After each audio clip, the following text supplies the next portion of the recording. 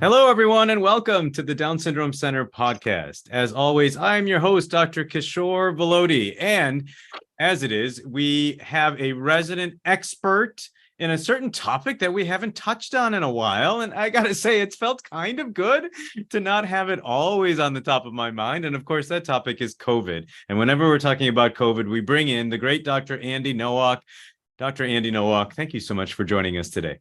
The pleasure is all mine, Dr. Velody. It's all I have heard from so many of our listeners, no joke, I don't mean to puff you up, but oftentimes they say, when are we going to have another podcast with Dr. Nowalk? And I'll say, what do you want me to ask? So that's what we're going to do today. Families have brought me some questions and I wanted to ask them to you. And so I appreciate it. Bring it on. That's all I have to say. I've got nothing to do but to introduce you first, to say you are an ID doc. You love people with Down syndrome. You have a family connection. All of us, all of the listeners know that. So let's just get right down to it. What is the latest on COVID? And I'm going to set this up. I am out there. I'm seeing public places, Swiftie concerts, filled with people. I'm seeing very few masks out there anymore. Hospitalization numbers are down. It seems like serious illness is down. The government has said there's no public health emergency. So here we are. Is it over? Andy Nowalk, what do you say? So, I think I wouldn't call it over. Okay. But what I would say is that COVID is now moving into a position that looks like other severe respiratory viruses that we deal with.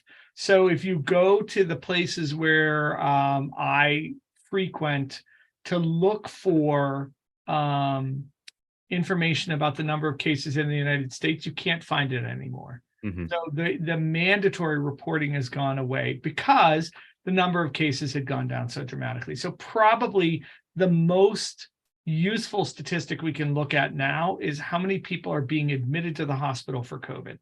And so in the past week in the US, I just peeked at this before we got on.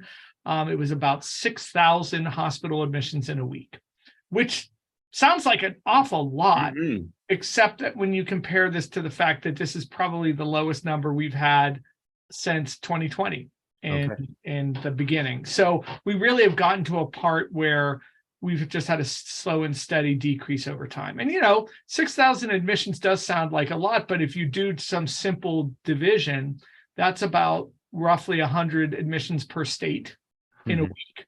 And that means that in the state of Pennsylvania, maybe 15, 20 people got admitted for COVID across the entire state last week. And I think that puts it into perspective. So it has become a much less common occurrence. And I think that's due to a lot of things. First of all, vaccine helped us tremendously. It protected a lot of people and continues to do so. Secondly, natural immunity helped us tremendously.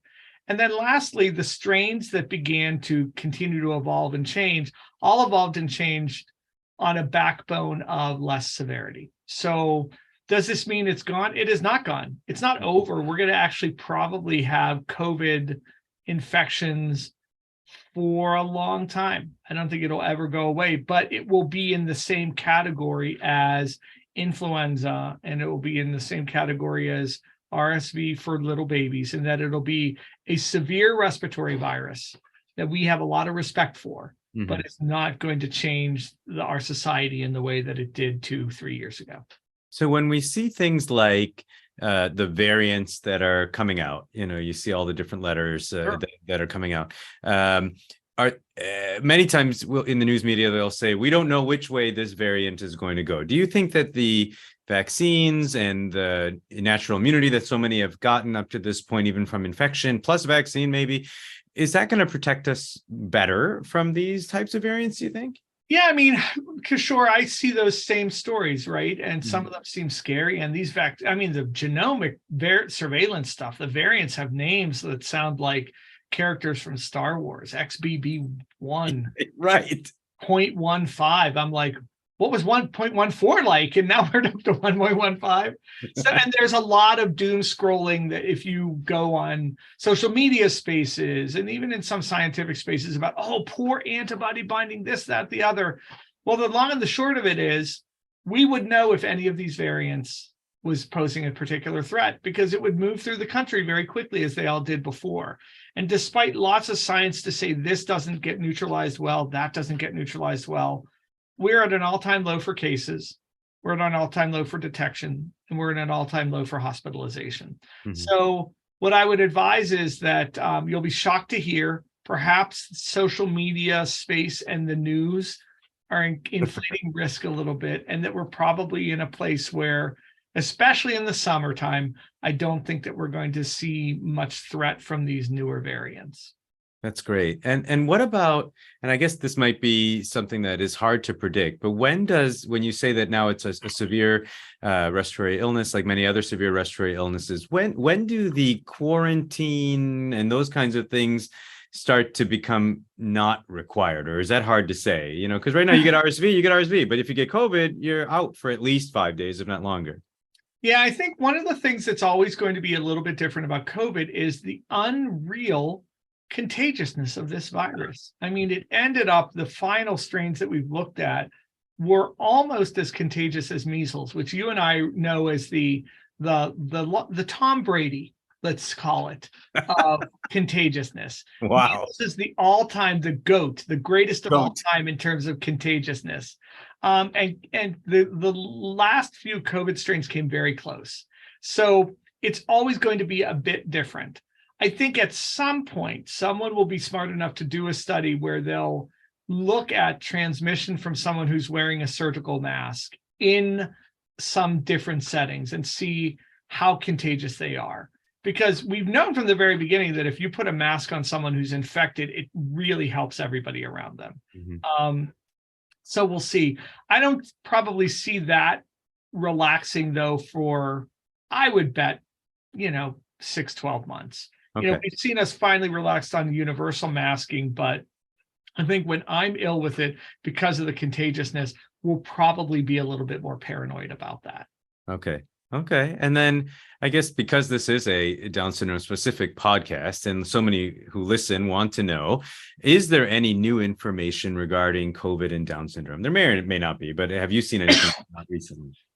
No, what we're beginning to look at, and I'm one of the people who's beginning to look at this, is what we can glean from the data that we have. I think when you summarize all the data, and it's diverse sources, one paper was written about an experience in one hospital with adults, another paper written about a series of children in a different country. There's no unifying theme to them. So it's kind of a little apples and oranges comparisons. But big themes emerged for us. Number one, COVID was more severe in people with Down syndrome than when you matched them up against cases who didn't have Down syndrome. And so if you took a child with some comorbidities and added in Down syndrome, that seemed to be an independent way to get sicker, which reminds you a lot of what we talk about with RSV, right? You control for everything else with RSV, and people with Down syndrome, particularly infants with Down syndrome, don't do as well. And the same comorbidities that made people without Down syndrome susceptible to severe disease are unfortunately present in a lot of our loved ones with Down syndrome, particularly congenital heart disease. And congenital heart disease didn't do so well with COVID. And then we know certainly that people with Down syndrome with any immune suppression really struggled with the disease, very similar to other folks with immune suppression. There are so many questions still to be answered about it. The real impact in older adults, the role of being in care facilities versus dementia in older adults with Down syndrome. And then a lot of the continuing work that goes on about what's different about our loved ones' immune systems and the way they handle these viruses. How much of it's specific to COVID? How much of it do we see with lots of other viruses? I mean, we've known for a long time respiratory viruses across the lifespan of people with Down syndrome seem to be more severe. So a lot of this was not a surprise, and it's just another good reason to protect people with Down syndrome against COVID as much as you can. Okay.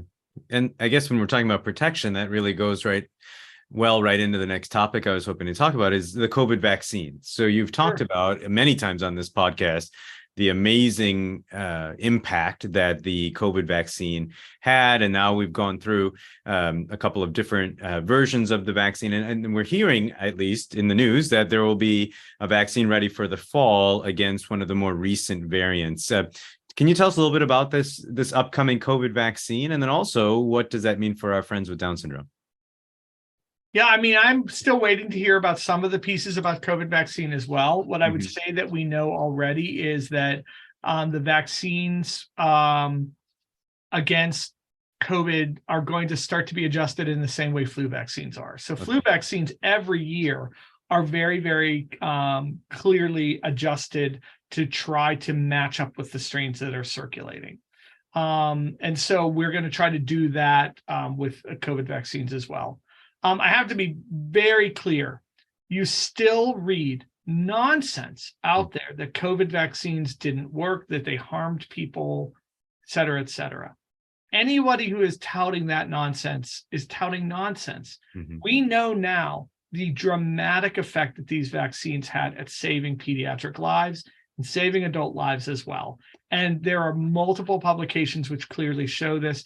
The most recent data from the CDC still shows for vaccines that were never well matched against the latest variants, a significant advantage in people who are vaccinated against people who are unvaccinated. Really dramatic advantage. So now we're hopeful that we're going to see these boosters be targeted against the most common strains that are circulating now. And what I've heard most of all is against this XBB series of variants are going to probably be part of the booster. And the big news is they're finally going to leave the original COVID strains out of the vaccine. Right, I saw that. Which is staggering to me that they worked this well for this long, containing a virus that we haven't seen for 3 years. And yet they still provided a lot of protection. So I think you're going to see up-to-date vaccines, and you'll be shocked to hear me say on your show out loud, get vaccinated. It's a great way to protect your loved one against COVID. So you would say the same then for someone who has Down syndrome, someone who does not have Down syndrome. If it's recommended, you should take it and give it to your loved ones who have Down syndrome as well. Hey, you know, community immunity is how we protect people we love. And so that's why we get flu shots. And the flu shots in the people around your brother, your sister, your son, your daughter, your aunt, your uncle with Down syndrome, those people getting the flu shots are the best way for that person to protect themselves against the flu. You know, the flu shot is kind of a backup there, but that community is how you protect. And if you replace the word flu shot with COVID shot in what I just said, it's just as true. And we know that these are both very severe disease in our population. So why take the chance of exposing someone if you can provide them some protection? I will also say it's still very, very, very clear for almost all of these vaccines that when you have vaccination and it doesn't work, you get infected. The vaccination also protects you against severe disease. And in the later stages of this pandemic, what we've seen is that people who were vaccinated did get infected. Absolutely. In the same way, people with flu shots will get infected sometimes. But the shot then provided them really good protection against death and severe disease. And even in the very latest data, which is, I think they have now out to March, that protection is almost a 6-fold protection, which means that if 100 unvaccinated people got infected with the latest strains and 100 vaccinated people, maybe 100 unvaccinated people would get sick and 15 vaccinated people would get severely sick. So if you like those odds, I like those odds a lot. Go get vaccinated. And do you have any concerns as an infectious disease doctor regarding the way that the vaccines are being made? One of the questions that came in was, you know, if we're vaccinating, but we're not testing with these variants, right? They did all that testing with the first vaccine that came out to make sure that it was safe in however many thousands of people, but yet the variant vaccines are coming. Is there any concern from your perspective that maybe it might trigger some other reaction in the human? So I would say that number one, you know, the way of doing vaccine boosters in the way that we do it has been done for a long time. And no one, for example, questions the fact that we guess with the flu shot. and it's very effective and it's very safe because the backbone has really been looked at. Okay. I saw something on social media the other day where someone said vaccines should all be reevaluated because we should be doing controlled trials of every vaccine intermittently to check them out. Really? Because we don't think tetanus vaccine's working? We don't ever see tetanus. Really? Do you think diphtheria vaccine's not working? You and I, of course, see a lot of diphtheria. Oh, wait, we've never seen a single case.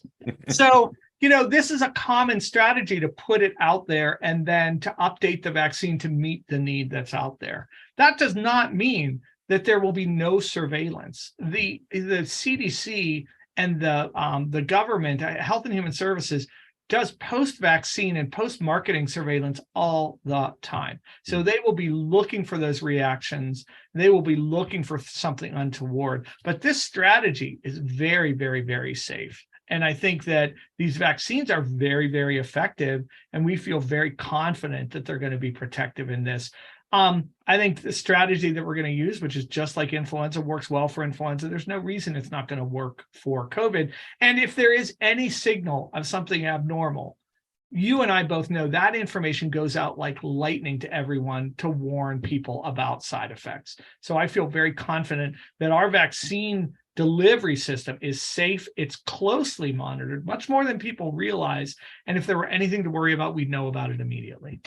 And even with the less severity that we're seeing, the vaccine is still going to be something that would be recommended for our loved ones and for ourselves to protect against COVID. So if you go to the CDC website and you look up how many people are dying today from COVID, the number is still in 3 digits. Okay. So there are more than 100 people still dying a day from COVID.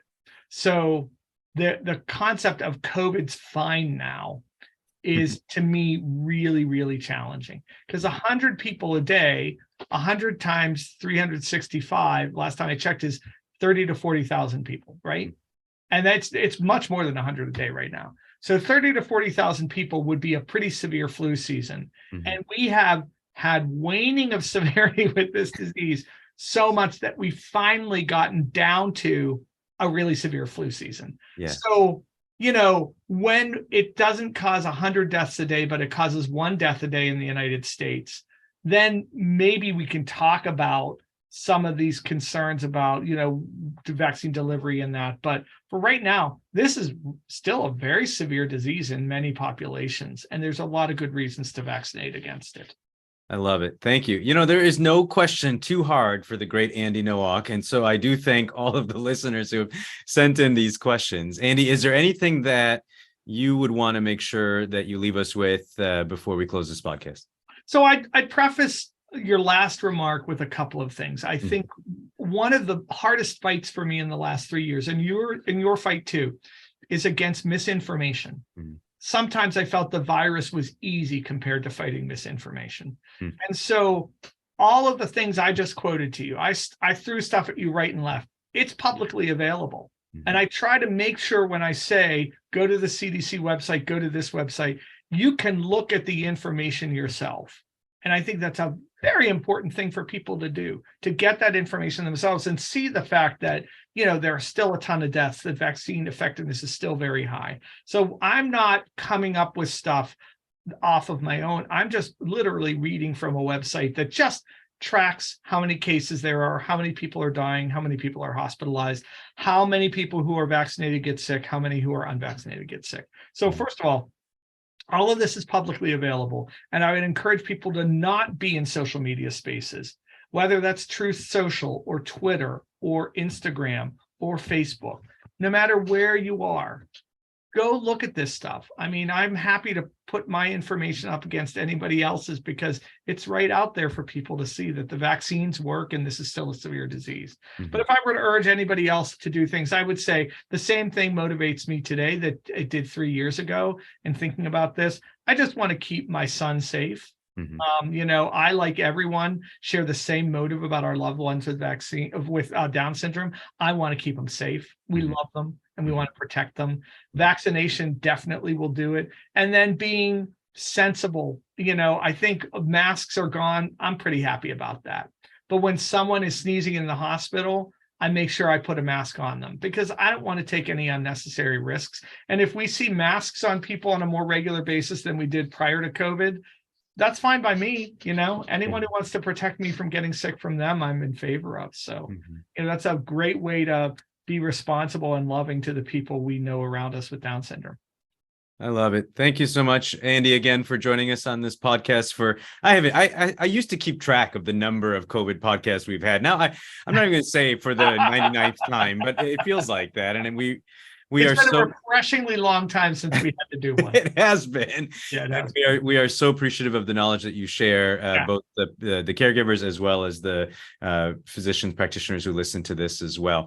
And to our listeners, as always, any questions, COVID or otherwise, please do send the email to me at downsyndromecenter@chp.edu. Some of you may be saying, but we've sent an email and we haven't heard that podcast yet. It's coming. I've received all of your emails, and I am looking actively always for speakers to be able to come and join me on this podcast. We've got some great ones coming up. If you want to be a part of what we do here at the center, please do go to givetochildrens.org/Down Syndrome Center. Until next time, bye-bye.